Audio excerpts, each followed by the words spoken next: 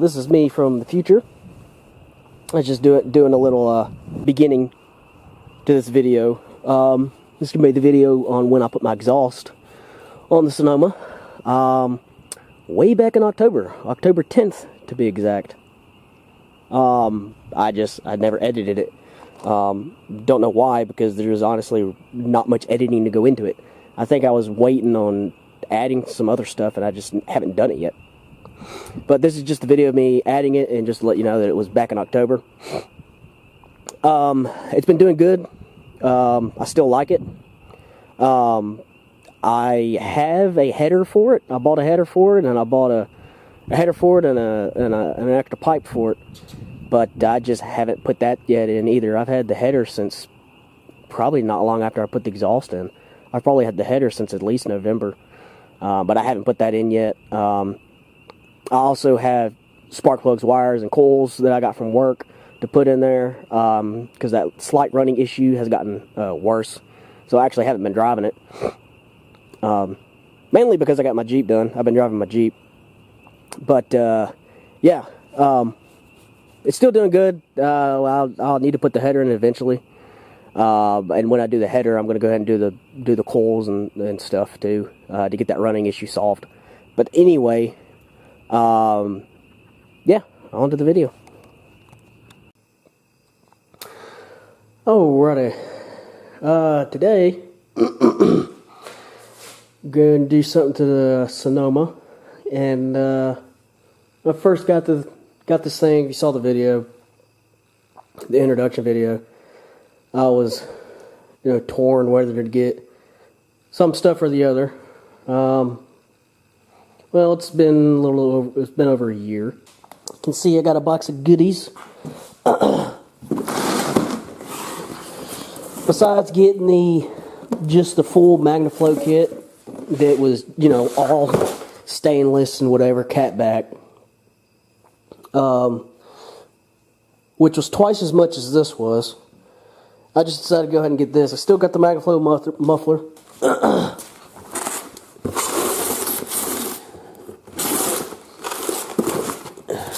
Single in, dual out. Pretty big, which is what you want for a 4-cylinder. 2 tips. And the piping. And yes, it is duals. By the looks of it, I think because I have it lowered, by the looks of it, it looks like I'm going to have to remove my spare tire. I'll figure out something for it. I might be able to do some moving around and be able to get it to fit right with the spare tire. We'll see. Hopefully this doesn't take too long. So I'm just gonna get in there and piece it out and see what happens. But this is all mandrel bent tubing. It's not stainless steel. If I wanted stainless steel, I would have just got the catback from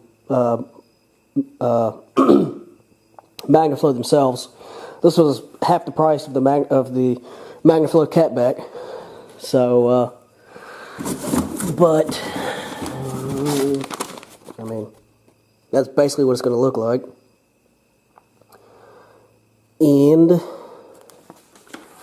comes with all the hangers and clamps. I'm going to use these for now. I do eventually want to get the actual clamps that actually are they actually have a bolt going through it and actually wrapped around the whole thing and are about that wide. That's what I want to get eventually. And then you have these exhaust hangers. We'll see. I'm going to have to use them because that's all I got right now. But now that I look at it, that's kind of a horrible way to do it. Because then you have to bend it to put it on. That's not nice. That's going to be interesting. But this is designed to fit both an extended cab and a short wheelbase and short wheelbase, long wheelbase, whatever. So it will have to be cut to size. But let me go ahead and get under there or start piecing together, figure out where all this stuff's going to go. Look underneath it, figure out what my game plan is. See if I really want to get into it tonight, or if I just want to wait till Saturday. We'll see. Alright, I got the exhaust roughly where it's going to be routed. Not exactly. I still got to figure out about this spare. I don't know if you can see that or not. The spare favors the driver's side. The spare is not exactly in the middle of the truck. It's, well, looking from the bumper, it's almost even. Maybe it's just the way it's set up there. But the tire definitely favors the driver's side. There's more gap between the frame and the tire on this side than there is on this side.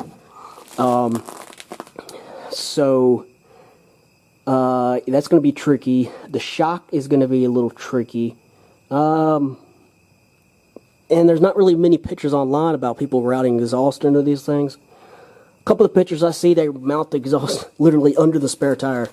That's not going to work. I saw another one where it was hugged close to the frame rail, and I don't know how much of this you're seeing. It's hugged close to the frame rail,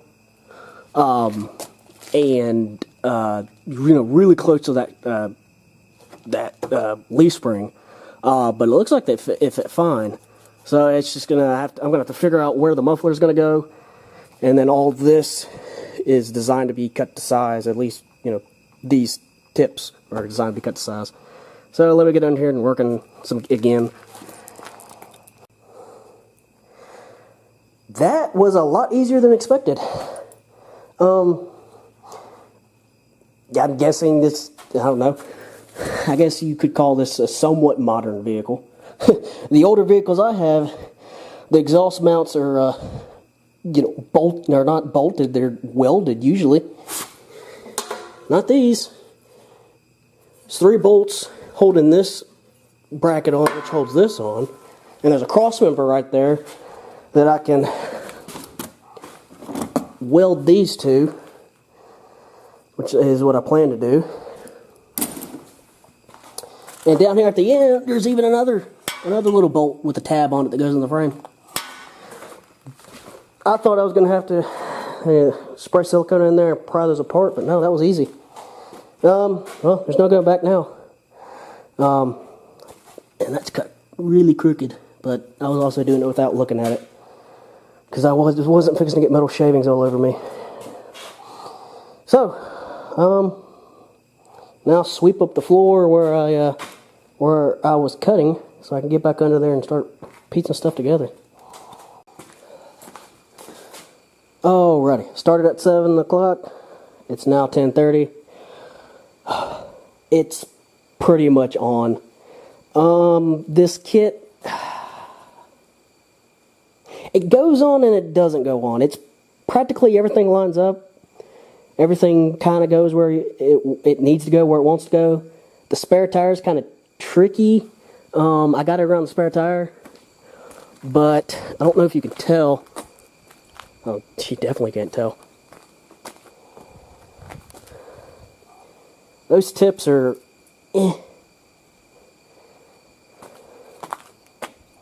That tips like that. That tips like that. This one's practically lined up with this license plate light. This one is, the edge of it lines up with the license plate light in the center of it. I can do some fiddling around and get it a little bit better. I got to mess with mounting points on that side. This side I have mounted on the old bolt, which you're not going to be able to see, but the old bolt. But on the old bolt that held the bracket back here, on this side, I pretty much drilled a hole where I thought it would needed to be, hitting the tire. It was a little bit farther over, hitting the tire. Ended up having to drill it through the bumper bracket in order to get everything to line up right and not hit the spare tire. If the spare tire wasn't in the way, this would go together a whole lot easier. But I'm trying to keep the spare tire, and this should fit with the spare tire. First of all, let's start back here. Make sure your clamp is in the right spot. My clamp was too far. The muffler wasn't far enough on the pipe, so when I crushed it down, it didn't crush the pipe down. But this is like a 2 1/4 inch pipe, trying to crush down on a 2 1/2 inch. Cut it short, it wouldn't clamp on. The clamp stripped out, as you can see right there. So I had to get the flux core welder out. some parts of it are decent. That's decent. The part going up there is decent. The part at the top, where I went over the top, is decent. That was the first stitch that I did right there. First time welding in months, so I'm a little rusty. Plus, it's a flux core welder, and I hate this welder. It just doesn't arc right. It works, and you can play with it enough, and you can get it to work, but it's not the greatest. The only thing I couldn't get,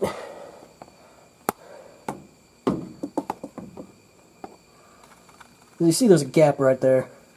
I'm going to have to drop the exhaust, I'm going to have to drop the exhaust, weld that, and then put it back up. But I'm done for the night. I can't do it anymore. I got to get ready for tomorrow. This one, I used one of the support brackets and mounted it to that old double exhaust hanger bracket. I bolted it right there on the one side, ran it over to the exhaust, or excuse me, rear end, and as you can see, look how close it gets to the spare tire. If the spare tire wasn't in the way, I could route it just like this one and have it going right out where I needed to go out. Because the spare tire is in the way, it pushes it farther over. So I'm probably going to end up moving this side right here, moving it over to the bumper bracket also. But scratch that, I can't do that. The shocks. Yeah, the shocks are another major issue with this kit. For me to get this one over far enough to match this side, the shock's in the way. For me to get this one over enough to match this side, spare tire's in the way. So you got to kind of make a compromise and make it a little bit cattywampus in the back. But honestly, for the money I paid for this kit, I could have went and got it the exhaust done at a shop like I did on my Jeep. But I don't have a lot of time, since I'm working full time. I don't have a lot of time like I used to go over to the shop and let them do it. For what this is, it's good. If you mess around with it enough, it would probably fit. It would probably fit pretty darn good. So this is where it's going to sit for now. Let me go ahead and drop it on the ground. I'll start it up for you and listen to it.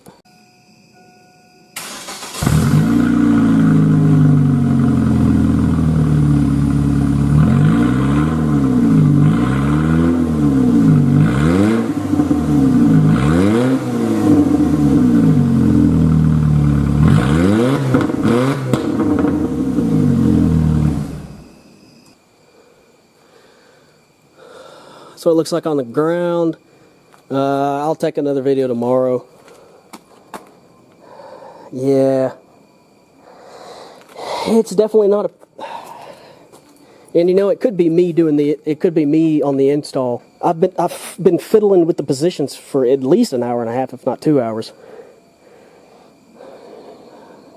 Yeah, about an hour and a half. I've been fiddling just with the positions, just trying to get it to fit right. And you know, after a certain amount of fiddling, you just say, you know, this is how it's going to be. At a later date, I still have to go inside and cut the length. The inside pipe is like right here. The inside pipe is about that far from this one, and about way in here on this one. I got to cut them short so I can actually use the tip, because if most of the pipe is in the tip, the tip is kind of useless unless you just want it for aesthetics. The tip, usually gives it, a little bit of sound also. But I'm done for the night. Yeah, let me go ahead and start it up.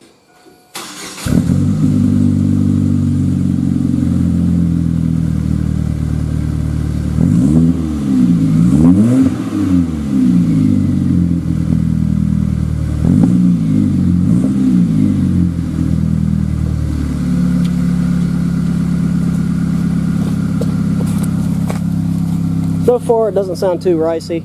It actually sounds pretty darn good. A nice deep rumble. It has a little bit, you know, it has the 4-cylinder sound. That's nothing you can get rid of. I won't know exactly how it's going to sound until I actually start driving it and it actually gets higher in the rev range. It revs out at idle. It won't go above 4 grand, so I won't know until I actually get on it while I'm moving. Actually, so far I don't mind the sound. When you get over here, you can definitely hear an exhaust leak though. Right here, you can hear it. But I'm done for the night. I don't know how I'm going to edit this video. I'm going to record something tomorrow during the daylight, so it's, you know, a lot of this stuff I might cut out and redo it. But yeah.